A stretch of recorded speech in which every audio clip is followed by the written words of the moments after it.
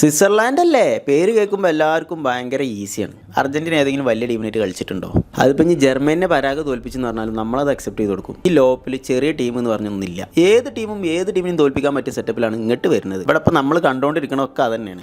ഇത് ലോകകപ്പാണ്, ഇത് ഫുട്ബോളാണ്. എൻ്റെ ഓർമ്മയിൽ വെള്ളിയാപ്പാര കണക്ക് എനിക്കറിയില്ല. എൻ്റെ ഓർമ്മയിൽ ആകെ ഒരു ലോകകപ്പാണ് കളിച്ചത് സ്വിറ്റ്സർലൻഡിൻ്റെ. എനിക്ക് ശരിക്കും ഓർമ്മയുള്ള കളിയാണ് 2014.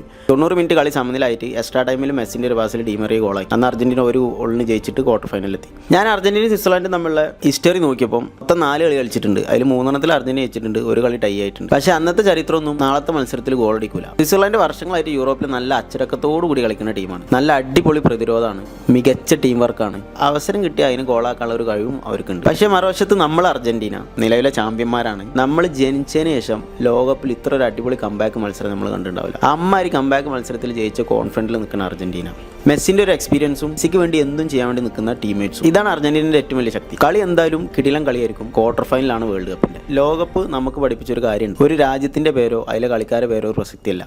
ആ ടീമിൻ്റെ അല്ലെങ്കിൽ ആ ടീമിലെ കളിക്കാരെ അന്നത്തെ ഒരു ദിവസത്തെ പ്രകടനമാണ് അന്നത്തെ വിജയികളെ തീരുമാനിക്കുന്നത്. നാളെ നമ്മുടെ ടീം നല്ലൊരു പ്രകടനം കാഴ്ചവെക്കുന്നുള്ള വിശ്വാസത്തോടെ നമുക്ക് കളി കാണാൻ വേണ്ടിയിട്ടിരിക്കാം. നിങ്ങളുടെ സ്കോർ താഴെ പ്രഡിക്റ്റ് ചെയ്യും.